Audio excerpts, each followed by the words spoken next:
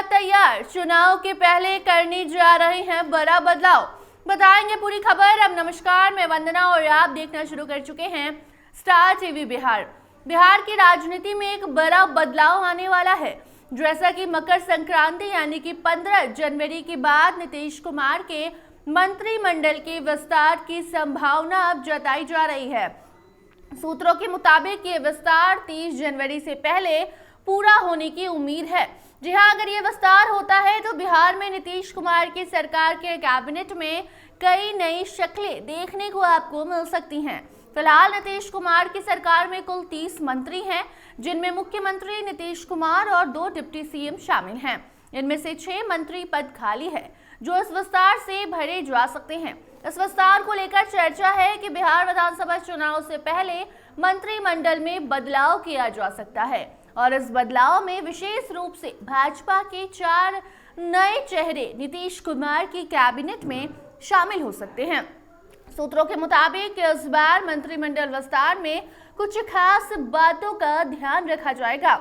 इनमें से ये है कि मंत्रिमंडल में फिलहाल जिन भाजपा के मंत्रियों के पास कई सारे विभाग हैं, उनके विभागों का पुनर्वितरण किया जाएगा। साथ ही जिन नए मंत्रियों को कैबिनेट में शामिल किया जाएगा, उनके बीच विभागों को बांटा जाएगा।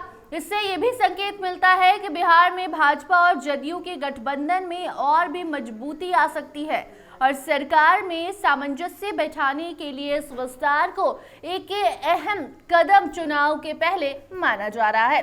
राजनीतिक हलकों से मिली जानकारी के मुताबिक मंत्रिमंडल विस्तार में पटना, तिरहुत और सारण प्रमंडल के विधायकों को प्राथमिकता दी जा सकती है। इन क्षेत्रों में राजनीतिक समीकरण और स्थानीय समीकरणों को ध्यान में रखते हुए मंत्री बनाए जाने की संभावना है। जी हां, बिहार में भाजपा के 15 मंत्री हैं, वहीं हम से संतोष कुमार सुमन और निर्दलीय विधायक सुमित कुमार सिंह भी इस कैबिनेट का हिस्सा हैं। हालांकि बिहार विधानसभा में मंत्री पदों की संख्या की सीमा है।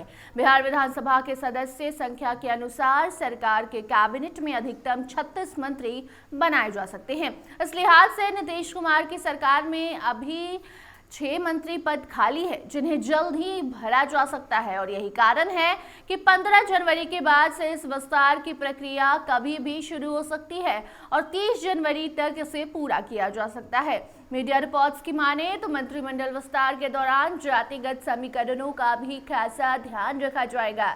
2025 में होने वाले विधानसभा चुनाव को देखते हुए मंत्रिमंडल में शामिल होने वाले नए चेहरों का चुनाव जातिगत आधार पर किया जा सकता है। इस बार बिहार की राजनीति में हर किसी की निगाहें नीतीश सरकार के कैबिनेट विस्तार पर टिकी हुई है और ये देखना दिलचस्प होगा कि कौन से नए चेहरे इस कैबिनेट का हिस्सा बनेंगे। इस विस्तार के साथ ये भी माना जा रहा है कि नीतीश कुमार के नेतृत्व में सरकार की कार्यशैली में बदलाव हो सकता है और ये विस्तार बिहार की राजनीति में नई दिशा का संकेत दे सकता है।